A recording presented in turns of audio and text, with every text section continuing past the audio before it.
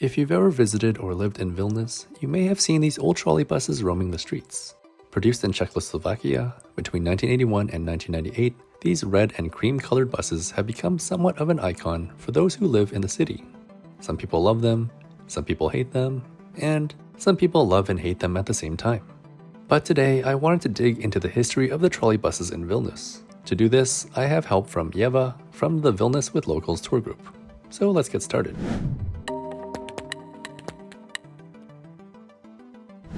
Trolleybuses have been a part of Vilnius for a long time. Plans for routes were drafted in the mid-1900s by the engineers from St. Petersburg or Leningrad at the time. Engineers actually thought that trams would make more sense to get all of Vilnius's residents across the city. However, in their assessment, implementing the new rails would destroy the historical fabric of the city.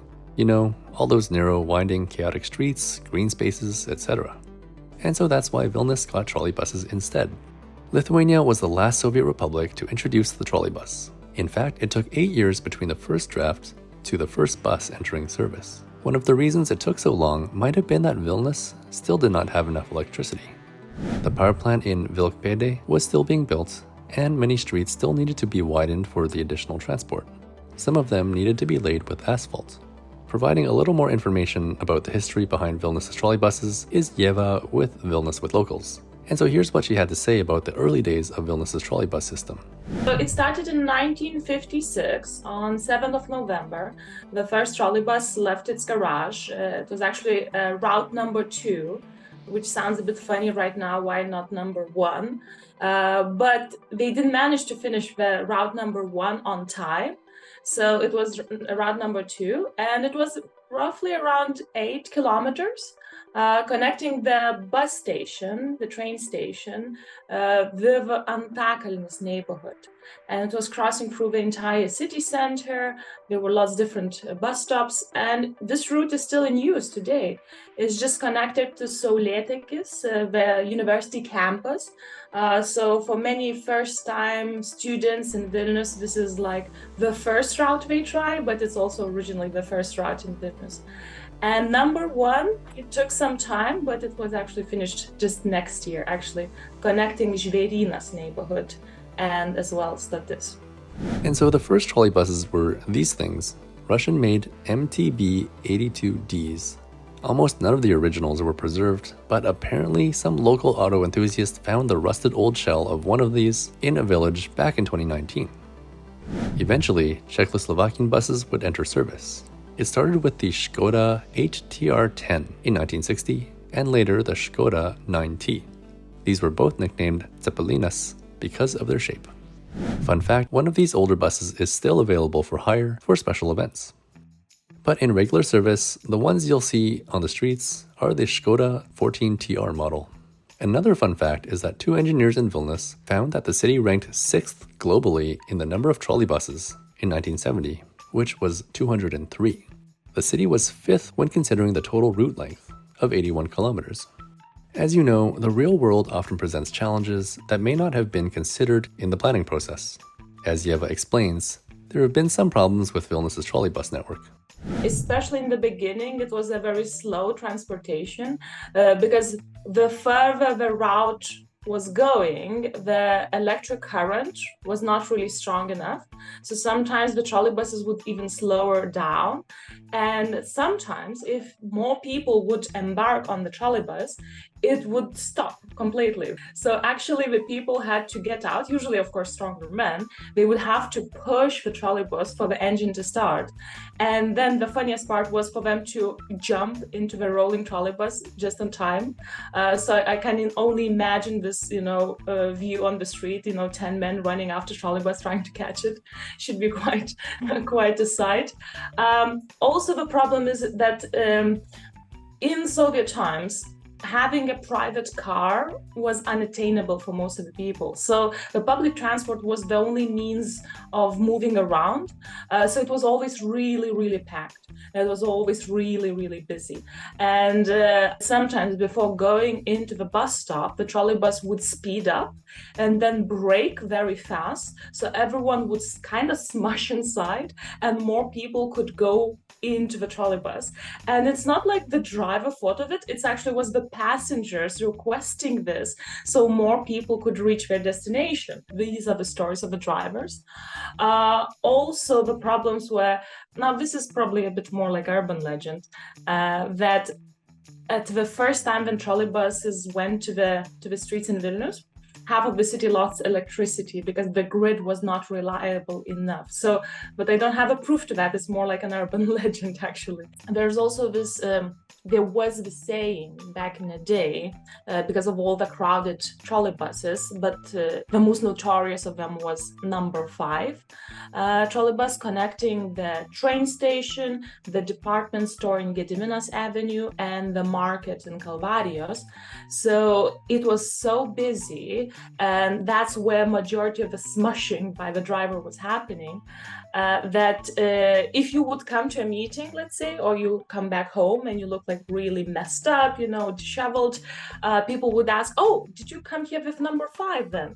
And my mom said that she used this trolleybus from time to time, this route, and she said that even if it was the busiest moment in the route, if the control showed up to check the tickets, they would manage to go through everyone in the trolleybus, you know, with elbows, and it was not very nice experience.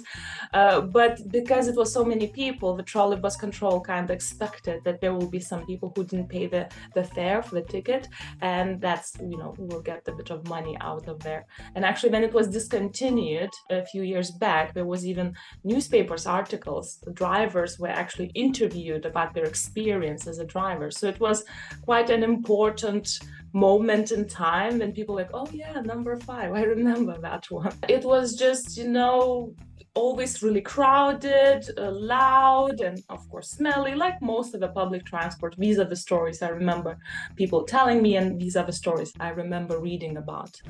In the 1990s, most of the trolley buses were very old and constantly breaking. Without money for new buses, Vilnius purchased used ones from Czechia and Estonia. Apparently, for one new trolley bus, Vilnius could buy 30 used ones. In Estonia, trolley buses were decommissioned after 10 to 12 years, but in Vilnius, buses were running for 20 to 22 years. Among locals, the trolleybus network has widely been considered neglected. Infrastructure hasn't kept up to date, and there have been a few cuts in routes and frequencies. Some suspect that these cuts have been done so that later it would be easier to get rid of this form of transportation altogether. The old trolleybuses are too cold in the winter and too hot in the summer, and a lot of people would be happy to see them go. But others want to keep them around for the sake of nostalgia. As Yeva explains, the old Vilnius trolleybuses have become somewhat of an icon and part of popular culture for Lithuania's capital. Well, I think, you know, it's natural. The trolleybus has been here since, like, you know, 60s. So it's already a couple of generations who grew up, who, you know, were using it to go to school, to work, to university. So it's, I think it's not a surprise that it is there in our mindset. But I think for me, what's interesting, it's like, it's not the focal point, you know, in art, in culture, in music, in paintings, in movies. It's in the background of you. But it's like there, it's kind of to show the mundane reality of everyday life, or like some sort of routine, you know, the cityscape.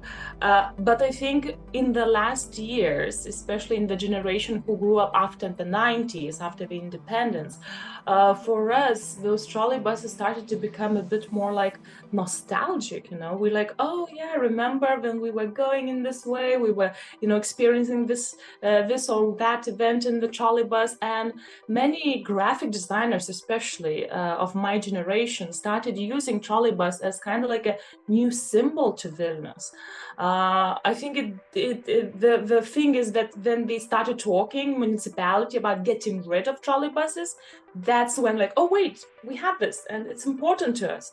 And then you started getting like, you know, pins with trolleybuses, you started getting t-shirts and posters, and you know, some museums even opening exhibitions, mainly for children, of course, and youth.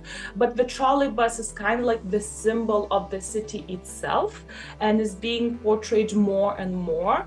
And I think it's just because it's part of our life, and we just never thought about it until they, you know, said like maybe it might go, and they're like, oh no, please don't. And so there's some of the story behind Vilnius's trolleybus network and the oldest buses still running today. I personally think it's a fun experience to step on board an old one every once in a while, like a journey back in time. But I can only imagine how unpleasant it might be to have to ride these buses to work or school every single day, particularly when it's crowded or too hot or too cold. But what do you think of these buses and their place in Vilnius's public transportation network? Well, let me know your opinion by leaving a comment. And again, my special thanks to Yeva for her massive help on this video. Her and her team of tour guides are incredibly knowledgeable on all things to do with Vilnius and its history.